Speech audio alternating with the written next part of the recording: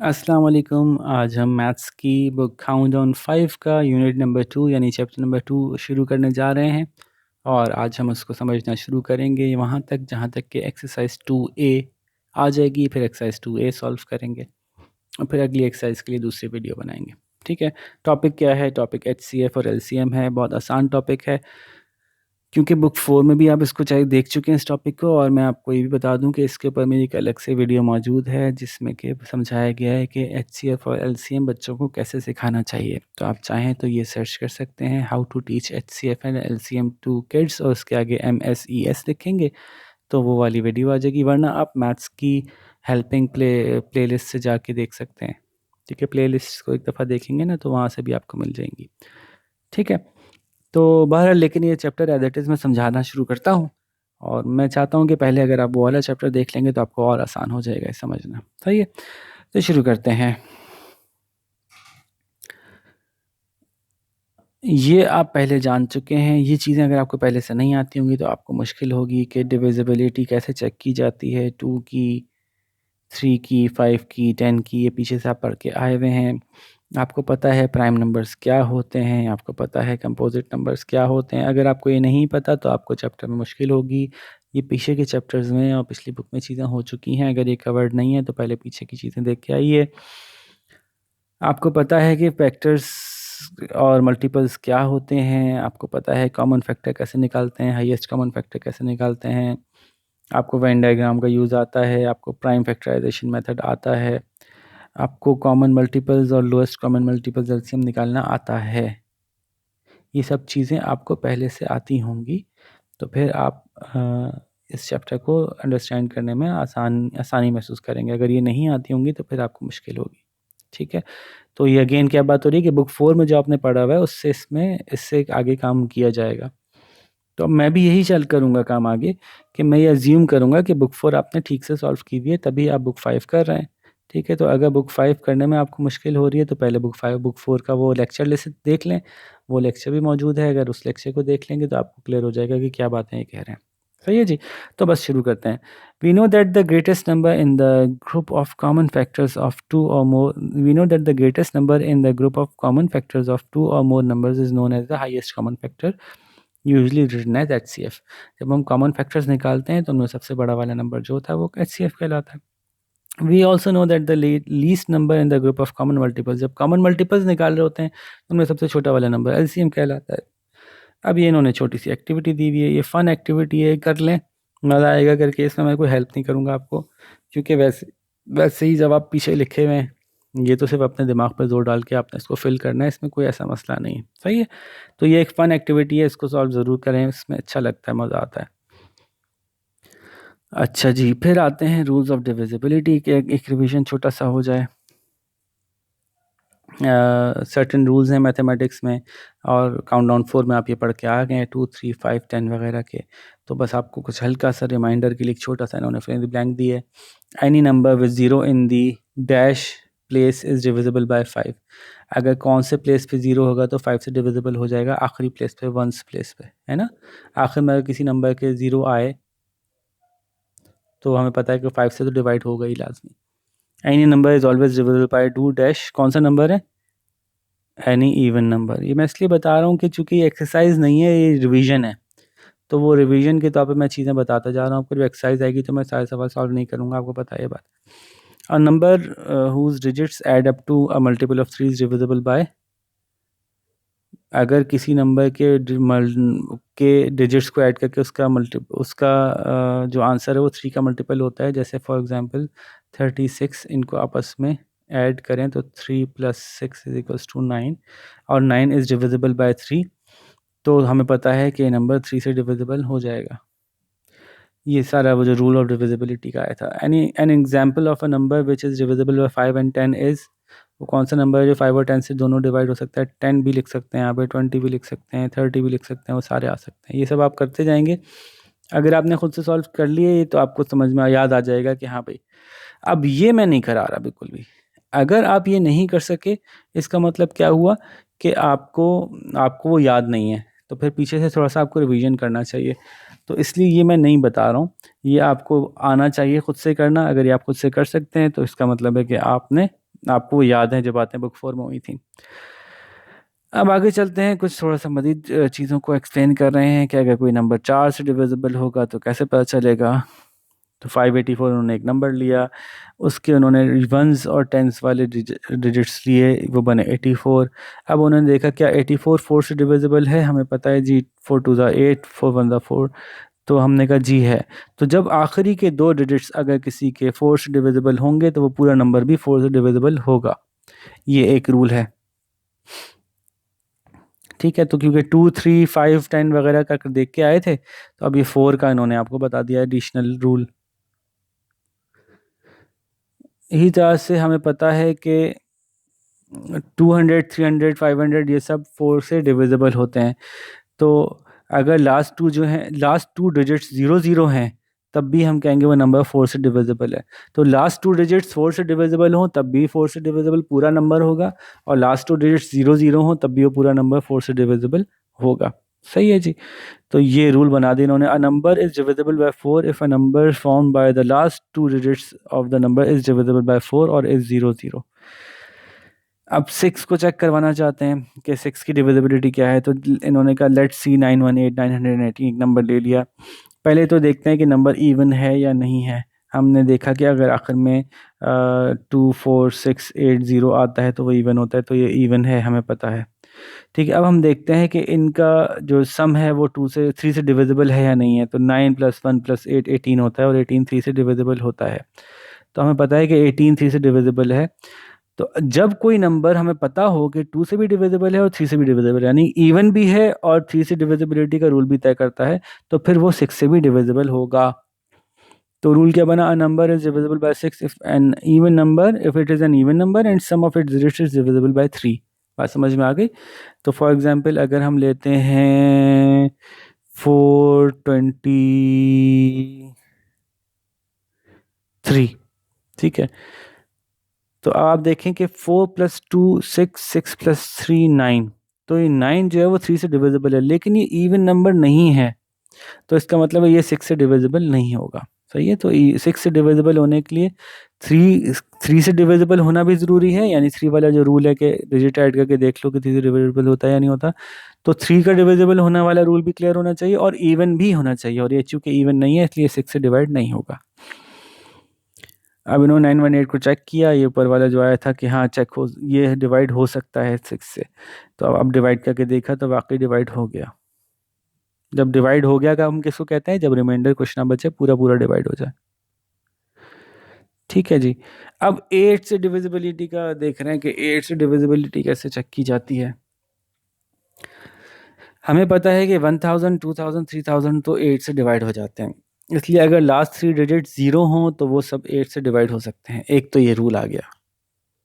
अब आते हैं कि अगर कोई नंबर में आखिर में 3 0 नहीं आ रहे तो कैसे चेक होगा। तो इन्होंने एक नंबर लिया 6128। अब देखते हैं कि 8 से डिविजिबल है या नहीं है। तो आखिर के 3 डिजिट्स आपने निकाले, 128 बन गया। अब 128 को चेक किया कि क्या 8 से डिवाइड होता है या नहीं होता। 128 देखा, हाँ भाई 8 से डिवाइड हो रहा था, आंसर 16 आ रहा है। तो अगर किसी नंबर के आखिरी 3 डिजिट्स 8 से डिवाइड होते हों तो वो पूरा नंबर 8 से डिवाइड हो सकता है, और अगर किसी नंबर के आखिर में 3 जीरोज आ रहे हों तो भी वो 8 से डिवाइड हो सकता है। ये बात इन्होंने यहाँ लिख दी। ठीक है, अब इन्होंने 6128 को 8 से डिवाइड करके दिखाया, देखिए 766 आंसर आया। अब चेक करते हैं डिविजिबिलिटी ऑफ 9 को, कि कैसे पता चलेगा कोई 9 से डिवाइड हो सकता है नहीं हो सकता। तो if we think of multiples of 9, we notice that the sum of the digits of such numbers is always the multiple of 9 or exactly number 9।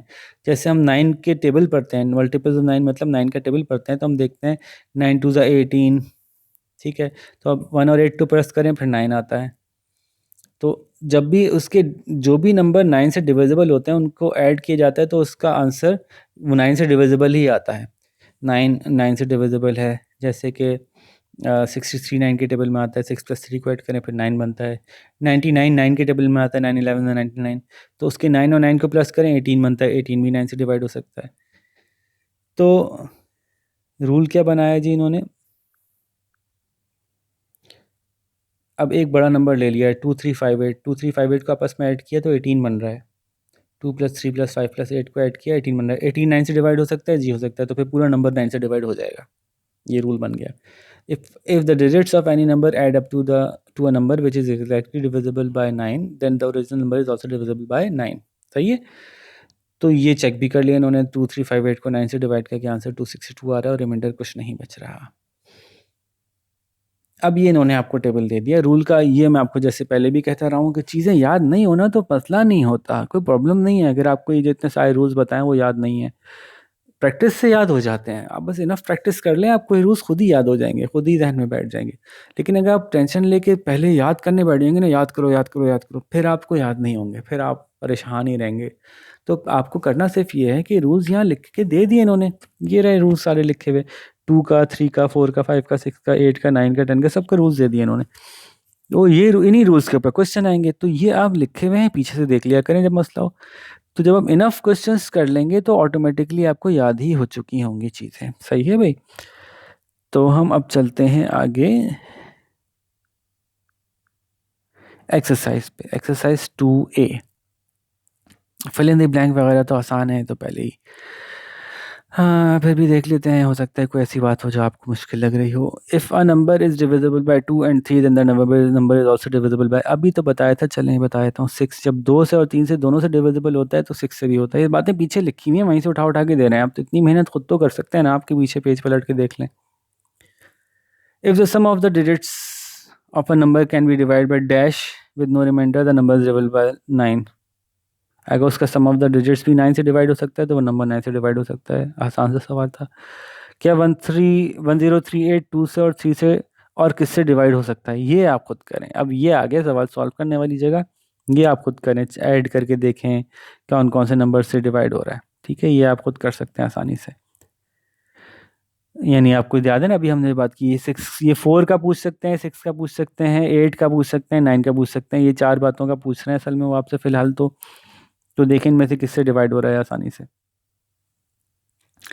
A number is divisible by dash if its last 3 digits are divisible by 8 और are zeros। भाई अगर आखिरी 3 digits 8 से divisible हैं और आखिरी तीनों zero हैं तो वो 8 से डिवाइड होगा ना भाई नंबर, अभी तो हुई थी बात। 450 is divisible by dash dash by 2 3 and dash and dash. 450 किन किन से डिवाइड होता है बता दीजिए, भी आप खुद कीजिए। State whether following are true और फॉल्स। इतने बच्चों वाले होते हैं ट्रू फॉल्स तो फिर भी, लेकिन करने पड़ते हैं, क्या करें। देखिए जी, if every digit of a number is divisible by 4, अगर किसी नंबर का सारे डिजिट्स 4 से डिविजिबल है, ना नंबर इज़ डिविजिबल बाय 4। ठीक है, जैसे कि 8 4 4 4, ये पूरा हर डिजिट जब 4 से डिवाइड हो रहा है तो पूरा नंबर भी 4 से डिवाइड होगा। बात सही है, ये खुद कीजिए पीछे के रूल्स की मदद से, ये खुद कीजिए पीछे के रूल्स की मदद से, ये भी खुद कीजिए और ये भी खुद कीजिए। ये तो डिविजिबिलिटी चेक करना है। ठीक है जी, डिविजिबिलिटी चेक करने वाले सवाल मैं नहीं करके दिखा रहा आपको, क्योंकि ये तो बहुत ही आसान है। पीछे पेज पलटिए एक और पीछे से देख लीजिए रूल्स के मुताबिक ये हो रहा है या नहीं हो रहा। करेक्ट आंसर बताने हैं 12 मल्टीप्लाई बाय 3। पहले 12 को 125 मल्टीप्लाई बाय 3 कीजिए, आंसर निकालिए। जो आंसर निकलेगा अब बताइए कि वो क्या सिर्फ 5 से डिवाइड हो सकता है वो आंसर, या 5 और 13 दोनों से हो सकता है, या 5 और 9 से हो सकता है, या 10 से हो सकता है। इनमें से कौन सा आंसर उसके लिए बेस्ट है। अब आप कह रहे होंगे सर एक करके दिखा देना। अच्छा तो एक करके दिखा देता हूँ भाई। 3 5 15, 3 2 6 + 1 7, 3 1 3। अब आंसर आ रहा है 375। तो आपको पता है 375 आपके 5 से तो डिवाइड होगा ही, क्योंकि इसके आखिर में क्या आ रहा है, 5 आ रहा है। अब जिस नंबर के आखिर में 5 या 0 आता है वो नंबर 5 से डिवाइड होता है, पूरा पूरा जी होता है। ठीक है, अब देखते हैं कि क्या ये नंबर 13 से डिवाइड होता है या नहीं होता, और क्या नंबर 9 से डिवाइड होता है या नहीं होता, क्या ये नंबर जो है वो 10 से डिवाइड होता है या नहीं होता। तो एक तो ये बात देख लीजिए कि 10 से डिवाइड हो रहा है क्या 375। आपको पता है और वो नंबर इसके आखिर में 0 आता है, सिर्फ वही 10 से डिवाइड होता है, तो ये 10 से डिवाइड नहीं हो रहा। ठीक है, अच्छा अब आप ये देख लीजिए कि क्या ये 9 से डिवाइड हो रहा है, तो 375 को ऐड कर लीजिए, 3 + 7 10, 10 + 5 15। क्या 15 9 से डिवाइड होता है, नहीं, तो फिर ये 9 से डिवाइड नहीं होगा, ये जवाब भी गलत हो गया। क्या ये 13 से डिवाइड हो रहा है, अच्छा ये 3 है, सॉरी सॉरी सॉरी 13 है, एक गलती हो गई यहाँ पे। ओहो, पूरा सवाल दोबारा सॉल्व करना पड़ेगा। कोई नहीं कोई नहीं, जल्दी से कर लेते हैं इसको ज़रा हम। क्लियर करते हैं, 13 है, 3 नहीं है, तो यहाँ पे क्रॉस लगेगा, 5 आएगा, 2 आएगा, 1 आएगा, तो ये आ गया 5, 7 + 5 12, और जनाब 3 + 2 5 + 1 6, और फिर 1, अब 1625 हो गया। एक्चुअली 1625 था, यहाँ साफ साफ लिख लेते हैं। ठीक है, ये गलती हो गई थी, जल्दी से इसको करेक्ट कर लेते हैं। तो क्या 125 मल्टीप्लाई बाय 13 किस किस से डिवाइड हो सकता है? 5 से तो हो रहा है, ये हमने देख लिया क्योंकि आखिर में 5 आ रहा है। क्या 13 से होता है या नहीं होता, तो सोचने की क्या ज़रूरत है इसमें। जब ये नंबर मल्टीप्लाई हुआ ही 13 से मल्टीप्लाई होके आंसर आया है, एक नंबर 13 से मल्टीप्लाई होके यहाँ तक पहुँचा है, तो वो 13 से तो होता ही होगा, 5 से भी होता होगा। देखते हैं क्या 9 से होता है, तो आप ऐड कर लें, 1 + 6 7, 7 + 2 9, 9 + 5 14, 14 9 से डिवाइड होता है, नहीं होता, तो ये वाला गलत हो गया। क्या इसके आखिर में 10 0 आ रहा है, इसके आखिर में 0 नहीं आ रहा, तो 10 से भी डिवाइड नहीं होगा, तो हम सही जा रहे थे बस 13 की जगह 3 ले लिया था। तो ये बात क्लियर हो गई कि 10 से डिवाइड नहीं हो सकता ये नंबर, क्योंकि इसके आखिर में 0 नहीं है। 9 से डिवाइड नहीं हो सकता क्योंकि इसका सम 9 से डिवाइड नहीं हो रहा, क्योंकि इसका सम 14 आ रहा है। ठीक है, तो ये दोनों गलत हो गए। अब ये भी सही है, ये भी सही है, लेकिन इसमें क्या हुआ, क्या सिर्फ 5 से डिवाइड होगा ये? नहीं, सिर्फ 5 से डिवाइड नहीं होगा, इसलिए गलत हो गया, क्योंकि 5 से भी डिवाइड हो सकता है और 13 से भी हो सकता है। 13 से क्यों हो सकता है, कुछ करके देखने की ज़रूरत ही नहीं है, क्योंकि 13 से मल्टीप्लाई होके ही तो पहुंचा, 13 से मल्टीप्लाई होके ही तो 1625 आया, इसलिए 13 से डिवाइड लाजमी हो सकता होगा, आंसर ऑटोमेटिकली उसका 125 आ जाएगा, तो इसलिए इसका बी आंसर सही है। सही है भाई, थोड़ा लंबा हो गया, कोई बात नहीं। अब ये देख लेते हैं, all the multiple of 6 are divide by divisible by, सारे नंबर जो 6 से डिवाइड हो, सारे जो 6 के मल्टीपल्स हैं वो लाजमी 6 से भी डिवाइड होंगे, 3 से भी होंगे, 2 से भी होंगे, यही तो रूल पीछे पढ़ा था हमने। All the numbers ending with 3 zeros, अच्छा ये वाला जवाब क्लियर है ना, कि 6 का से डिविजिबल होने की शर्त ही ये थी कि एक ऐसा नंबर जो 2 से भी डिवाइड हो और 3 से भी डिवाइड हो, वही 6 से भी डिवाइड होगा, इसलिए ये तीनों होना ज़रूरी है। All the numbers ending with 3 zeros are divisible by, ये तो पीछे बता चुके हैं, ये नहीं बता रहा मैं। 444 किससे डिवाइड होगा, ये भी नहीं बता रहा।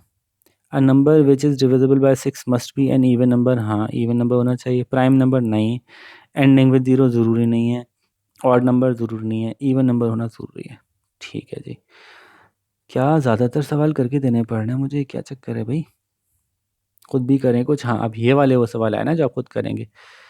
बताइए कौन सा डिविजिबल बाय 4 है, पीछे करके दिखाया हुआ है उन्होंने, लास्ट 2 नंबर्स की मदद से सॉल्व करके दिखाया हुआ है, ये सारे आप खुद कीजिएगा, शाबाश। बताइए कौन से नंबर डिविजिबल बाय 6 हैं, तो ये भी आप बता सकते हैं बहुत इजीली। जो इवन नहीं है वो तो हो ही नहीं, बात ही ख़त्म हो गई। अब इवन 1 2 3 नंबर इवन है, अब इन नंबर्स को देख लें क्या 3 से डिविजिबल होते हैं या नहीं होते, चेक करके बता लें, शाबाश। Which of the following number are divisible by 3 but not divisible by 6, कौन से 3 से डिविजिबल होते हैं लेकिन 6 से नहीं होते, तो ऑफ कोर्स इवन नंबर 3 से 6 से, सॉरी इवन नंबर 6 से, ये गलत हो गया, इवन नंबर ऑड नंबर 6 से डिवाइड नहीं होगा। कौन से ऐसे नंबर हैं जो 3 से डिवाइड होंगे लेकिन और 6 से नहीं होंगे, तो ये दो हो सकते हैं ऐसे नंबर जो 6 से ना हो, क्योंकि ये आखिर में ऑड आ रहे हैं। तो आप इनको चेक कर लें, इनमें से कौन सा ऐसा है जो 3 से होता है और 6 से नहीं होता, तो 3 से होता है या नहीं होता चेक कर लें। 8 + 1 9 होता है, ये 3 से होता है लेकिन ये 6 से नहीं होता, तो एक तो ये मिल गया हमें। ये करके दिखानी होगी वर्किंग आपको, यानी आपको यूँ करके दिखाना होगा, जैसे क्वेश्चन नंबर बी उतारा आपने, उसको 801 लिखा आपने, फिर आपने कहा 8 + 0 + 1 = 9, इट इज़ डिविजिबल बाय 3। फिर आपने देखा कि it ends in 1, so it is an odd number, so it is not divisible by 6। ऐसे बनेगा जवाब। ठीक है, एक सवाल मैंने पूरा हिस्सा सॉल्व करके दे दिया आपको। With the help of rules of divisibility और find which of the following are 8, देखें ये आखिर के 3 देखे जाते हैं, आखिर के 3 देखे जाते हैं, आखिर के 3 देखे जाते हैं, आखिर के 3 देखे जाते हैं, रूल्स पीछे से 5 समझाया हुआ है, पेज पलट के देख लीजिए। Check with the help of the rule of divisibility which are divide by divisible by 9, सबसे आसान मुझे 9 लगता है, पता नहीं क्यों। इसको ऐड करें, 1 + 8 9 और 7 + 3 10, तो 10 + 9 19, 19 9 से डिवाइड होता है, नहीं होता, तो 4 + 2 6, 6 + 5 11, 11 + 7 18, ये 9 से डिवाइड होता है, बाकी तो भी देख लें। सही है भाई? तो यूँ ये आसान सी एक्सरसाइज़ थी, उम्मीद है कि समझ में आ गई होगी। इतनी ईज़ी थी, कुछ था ही नहीं इसमें करने को, है ना भाई? हाँ, आप लोग कहेंगे आपको लगती होगी ईज़ी सर, हमें तो मुश्किल लगती है। चलो कोई नहीं, प्रैक्टिस करेंगे तो आसान आपको भी लगने लग जाएगी। ठीक है भाई? तो फिर अब अगली एक्सरसाइज़ के साथ मुलाकात होगी। मैं थोड़ा तेज़-तेज़ बता रहा होता हूँ मैथ्स की एक्सरसाइज़, ताकि लंबी ना हो जाए वीडियो। तो अगर आपको कहीं मुश्किल लगे बात समझने में, तो वापस रिवाइंड करके देख लिया करें। और मेरा ईमेल एड्रेस और तो मौजूद ही है, और उसके अलावा मैं कमेंट्स में भी अवेलेबल हूँ, कुछ लोगों को डायरेक्टली अवेलेबल हूँ। तो अगर कुछ मसला हो समझने में, तो आप मुझसे डायरेक्टली पूछ लीजिएगा। ठीक है? फिर अब अगली एक्सरसाइज़ के साथ मुलाकात होगी। अपना ख़्याल रखिएगा। अल्लाह हाफ़िज़।